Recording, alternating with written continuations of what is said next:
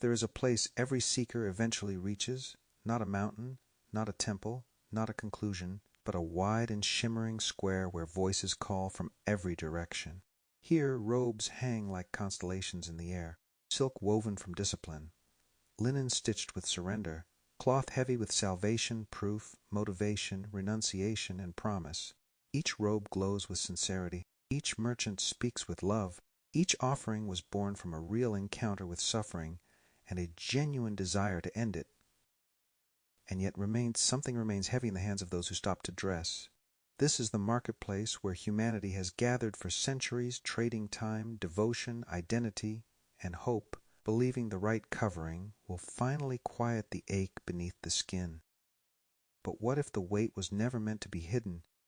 What if the coins were never meant to be exchanged? What if freedom was never something worn at all? The marketplace of robes invites you to walk slowly through this sacred square, not to judge the merchants, not to mock the robes, but to see them clearly, compassionately, and without fear. It reveals why sincerity alone cannot dissolve suffering, why exchange cannot end captivity, and why communion, not transaction, has always been the missing threshold. This journey does not ask you to remove your robe in shame. It simply asks whether you are willing to notice what you are still carrying beneath it. This is the Marketplace of Robes. I'm Patrick Carradine, and this is Unified Theistic Naturalism, and this walk begins now. DOI 10.5281 Zenodo 170121107. Abstract throughout human history, sincere men and women have arisen with visions of release from suffering. They saw humanity clutching what unified theistic naturalism calls the 5 gold coins of the captive: suffering, death, identity, injustice, and love distorted into fear. Each coin is held for its beauty, for what it promises to preserve, yet each carries a shadow born from the fear of losing that beauty. With sincerity and lived experience, these visionaries offered robes: renunciation, observation, surrender, salvation, devotion, reason, motivation, or carefully stitched mixtures of many paths. Their intentions were noble. Their encounters with truth were authentic. Their robes brought real relief.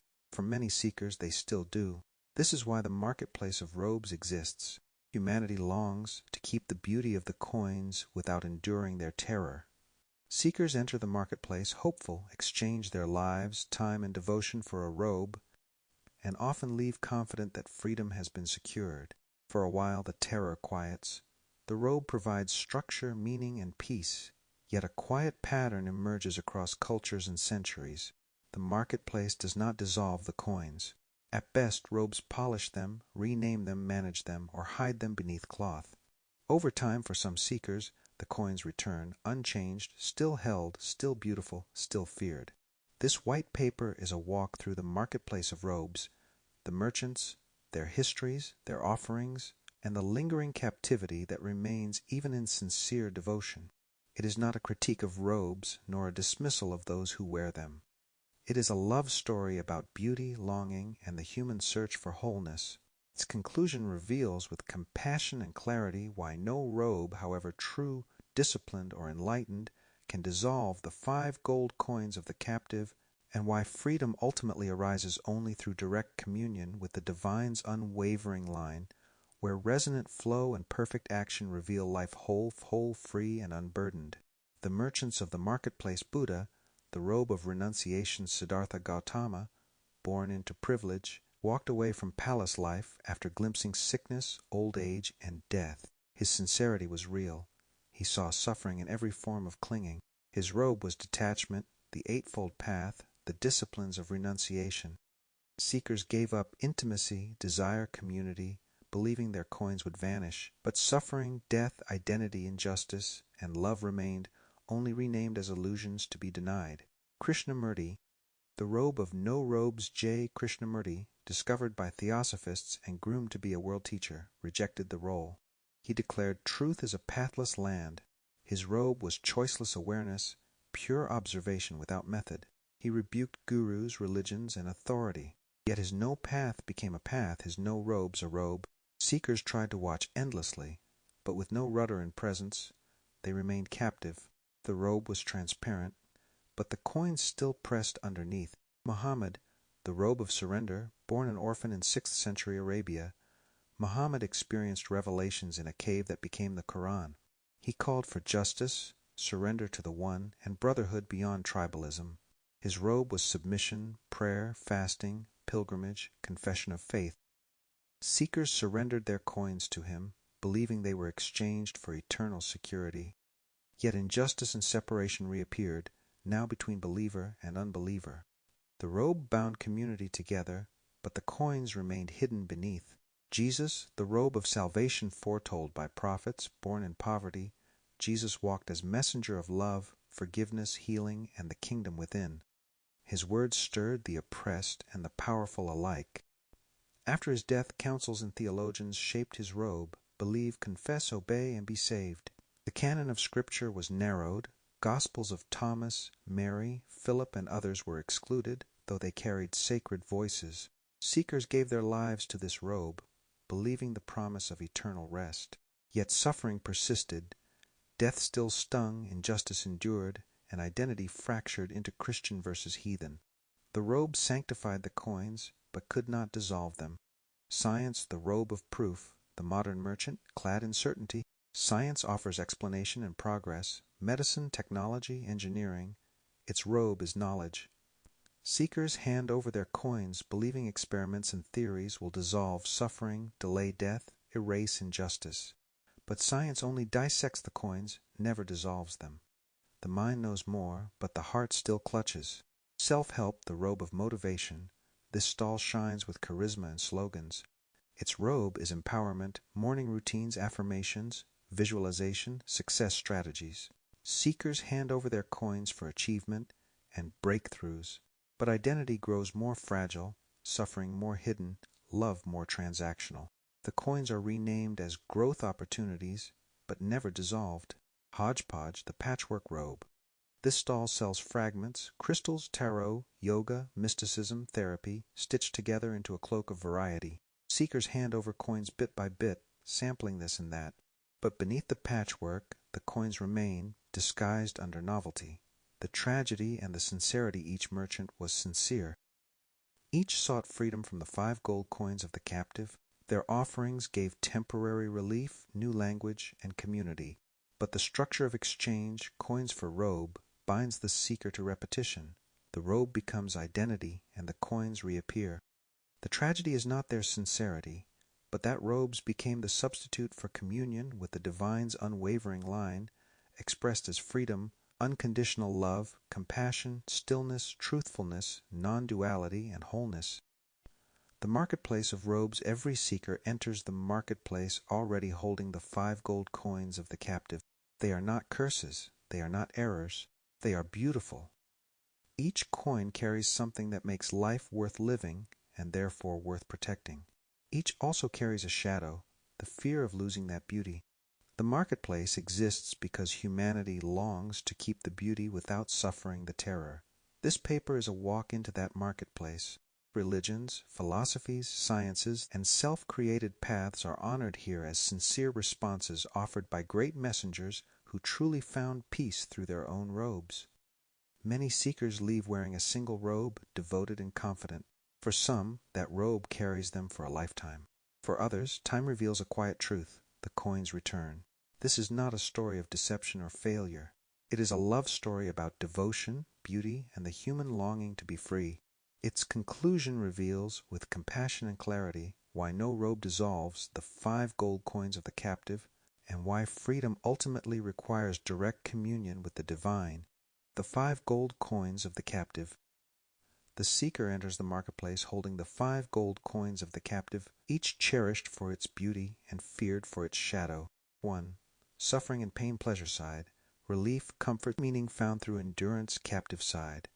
Ongoing suffering sustained by resistance and oscillation. 2.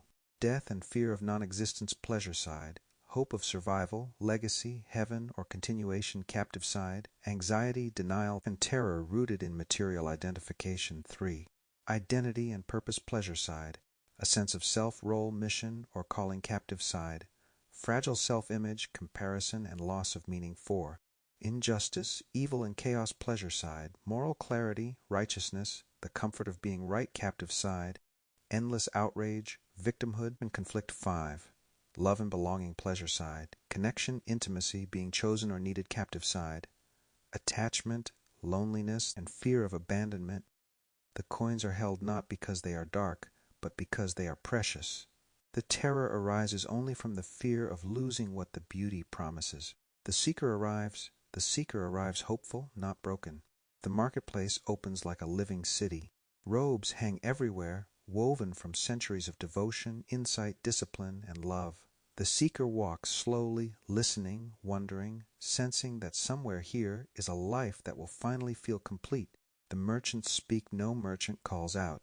No one persuades. Each speaks only from what freed them. Buddha says, release grasping and suffering ends.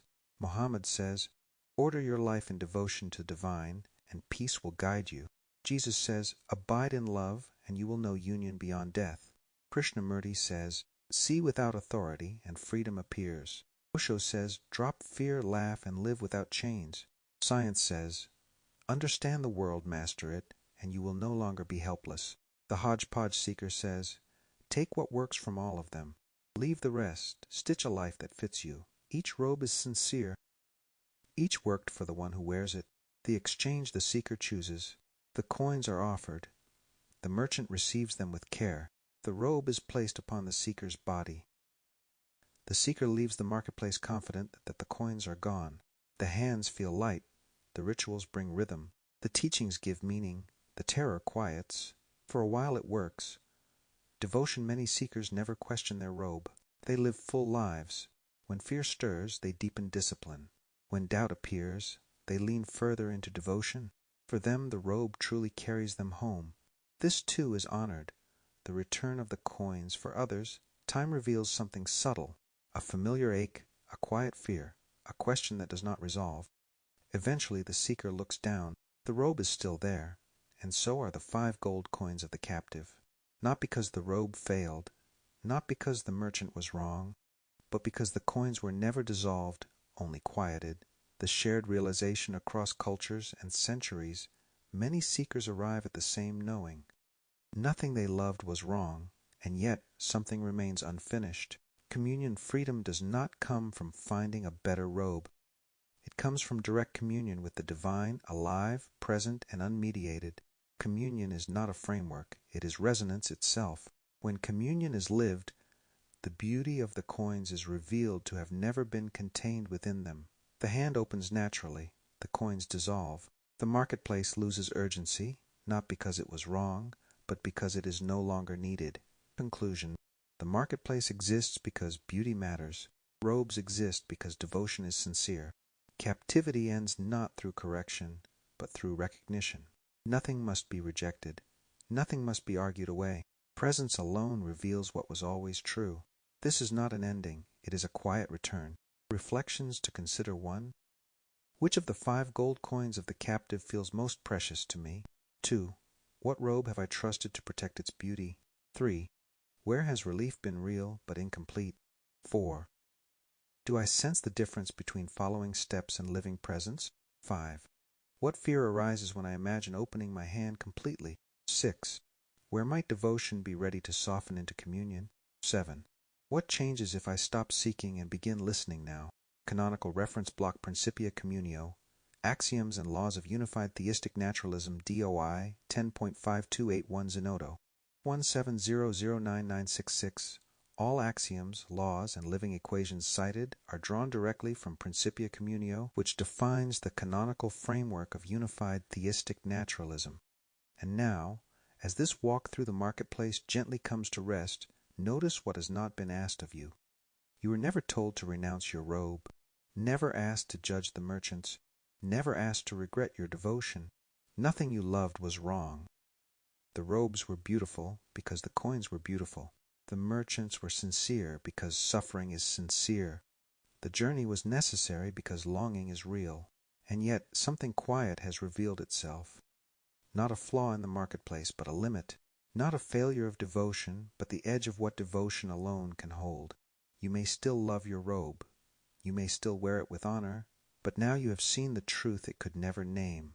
The 5 gold coins of the captive were never dissolved. They were only softened, turned, quieted, waiting for something deeper than exchange. This is where the story does not end, but opens inward. From here, 3 doorways appear, not as answers, but as further mirrors. Choose the one that stirs you. No matter which you enter, I will meet you there, and we will walk together as friends to see what we discover. Doorway 1, the end of conflict. Presence as the final mirror. This doorway leads into the final misunderstanding humanity has carried. That conflict is something to resolve, manage, or win. Here conflict is revealed not as opposition, but as oscillation, movement away from presence. When presence is embodied, conflict does not end through agreement. It dissolves because separation is no longer believed.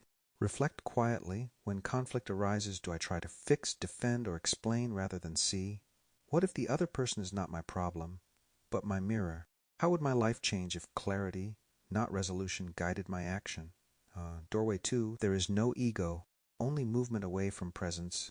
This path invites you to lay down the longest battle humanity has fought, the war against the ego. Here, ego is not an enemy to defeat, but a movement to notice. When movement ceases, nothing is conquered, and nothing is missing. Reflect gently. Have my efforts to defeat ego actually kept me striving? What remains when I stop believing there is something inside me to fix? Can I sense the difference between effort and stillness right now? Doorway 3, touching the hem of the divine, virtue dispatched.